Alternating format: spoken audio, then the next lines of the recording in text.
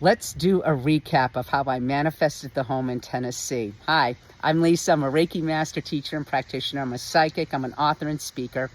If you want a private session with me, they're all virtual. You can contact me at lisabromfieldinspires@gmail.com. I had been looking for a new home to rent for the last couple of months. While I was finishing up writing my first book, I got the sign from the universe that it was time to leave Statesville.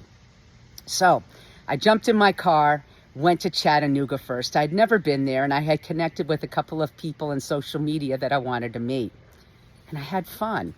I went to Ruby Falls. I went to Rock City Gardens. I raised my vibration with joy, knowing that by doing that, the house would drop in.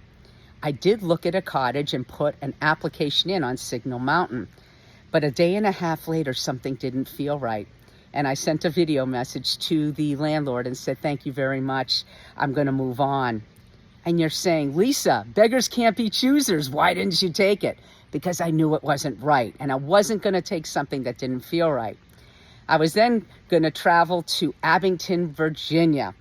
And I had been guided to go there a couple of months ago. There was something special there. And the minute I drove into town, there was a calm and there was a sense of peace. I went into the White Birch Cafe, and the girls embraced me immediately. One gal bought a book, we got a picture, and it was clear there was something magical happening.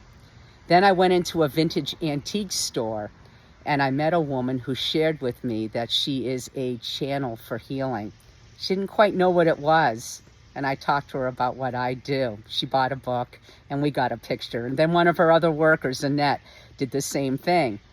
As I walked back and forth to my car to get the books, I bumped into a young man named Hunter going into the vintage store, and he handed me a moonstone, and he said, you need this. Magical. And I then went to the crystal store in Bristol, Tennessee, where I met Randy and Abby. And Randy was sharing that she loves anything around the yellow brick road, and I told her that's the theme of my book. She immediately bought one.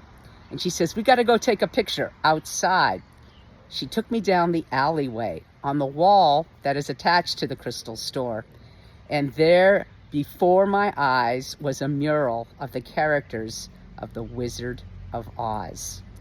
That was the universe screaming, you're on the right path. Well, the day before I was supposed to leave on Sunday morning, I woke up at 3 a.m. and I saw a new rental on Zillow.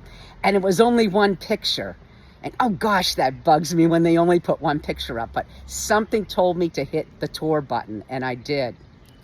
That morning, I spoke to my new landlord, Alan, on the phone, and we connected immediately. He wasn't going to show it to me because he was still doing renovations. And I said, I can see the beauty in it.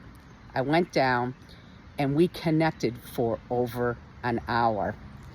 And it was interesting because he Googled me. And I had told him on the phone that I'm an author and a speaker. And he looked at me and he says, I don't want to offend you, but I want to ask you a question. And I said, what is it? He says, what's with the psychic thing? And I said, oh boy. I said, well, I didn't mention it in the beginning because some people get a little freaked out with it. And I told him a little bit about my story. Alan looked at me and said, my grandmother was a psychic. The connection was real with me and Alan, and it wasn't even a day and a half later that I signed the lease and sent the deposit. I just got a message from him this morning. He's hired someone to create the screened-in porch for my cats.